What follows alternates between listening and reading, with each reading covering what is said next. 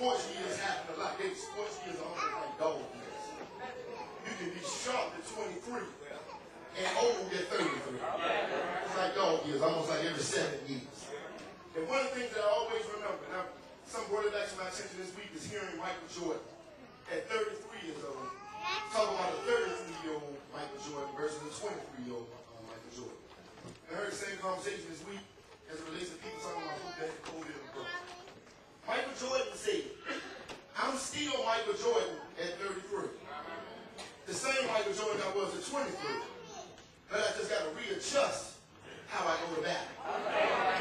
See, when I'm 23, I'm sticking the tone out and I'm dunking on you. I don't care who you are. Those old school basketball heads, you know, Luke Bowl, Jordan dunk on you. He'll dunk on Patrick Ewing. It doesn't make a difference who you are.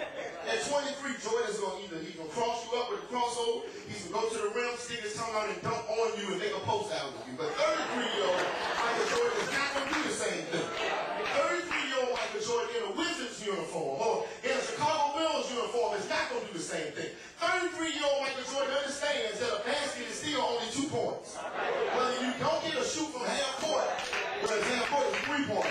But however you shoot it, it still only counts for a certain amount of points. So Jordan said, look, I couldn't dunk on folk like I used to. So what I had to do was be smart enough to shift my game up. And so I had to develop a turnaround shake from the outside. I had to know how to hit an 18-footer, a 15-footer consistently because I know that I wasn't going to blow past a young Allen Iverson to get to the rack like I would have when I was 23 years old. I still can score 50 on you in the night, but I'm just going to prove it a different way. And so seniors here ought to have that same testimony. I'm as smart as I was when I was 30. It may take me a minute to process it, but I can still give it to you if I need to give it to you. I might just have to give it to you in a different way. So Caleb is saying, look, I was 40 in the prime, and I did what I needed to do that worked for me in that moment.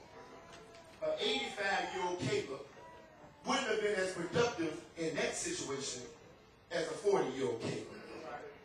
But a 40-year-old Caleb can't have the same testimony or honor as an 85-year-old Caleb at the end of the story. Oh, y'all listen to what I'm saying. And I'm mature. I just want to be honest with you. When I got here, I was 31. I was looking. That we want some young food. Young food. But you know what I'm realizing? I still want young folk. But I also realized that, we need some 40-year-old Calebs and some 85-year-old Calebs. Because a bunch of 40-year-old Calebs are going to be misguided and just hyped and extreme and excited about everything.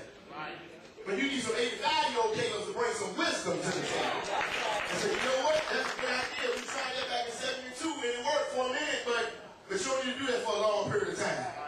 We need some 85-year-old Calebs to hold up some 40-year-old Calebs and say, look, I appreciate you. I encourage you. I know that I got to pass the baton to you, but what I want you to do in turn is to listen so that you can learn from where I've been. We need each other to survive. That's why Young Adult Sunday comes right before Senior Sunday, because we want to appreciate both genres, realizing that we need both of them. We wouldn't be a strong church just with seniors and no young adults, but we also wouldn't be a strong church with young adults and no seniors. We need each other. And that's what I like about the 14th chapter of Joshua. Caleb says, I once was young. And now I'm old. Yeah. But in the meantime, I've never seen the righteous. Now I'm getting ready to go, but I want to let you know that there's some correlation when you go up to the 37th chapter. That 37th Psalm is attributed to the writings of David. But I believe Caleb could have definitely been the writer of it. Because when you read the first 23 verses, there is some theodicy going on. But here, the writer is wrestling. Why is it that good people suffer?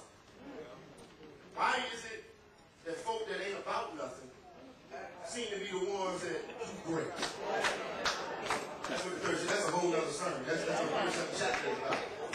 I'm trying to live righteous, but I gotta watch Bang Bang ride on the street with these 22-inch rims with the music. I gotta put You know, I got to put earplugs in, walking down the street to get in my house because it's so loud. And I see them pulling out big rolls of dollar bills, paying for toilet paper at the drugstore. And here I am, hoping I'm writing this check on Thursday, hoping that they're going to put it on.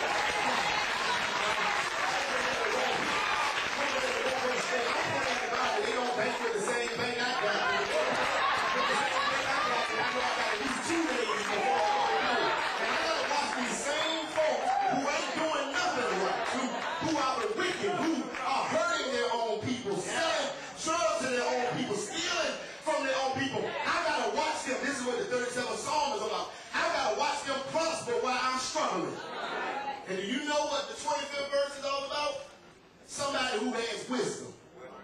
Writing to a younger body, says, I want to let you know, regardless of what you see, I've never, as a young person, I was young, I'm telling you, I've been out there with the young folks, but now I'm old. In the meantime, I've never seen the righteous forsaken. Let me tell you what that means. I'm out your way.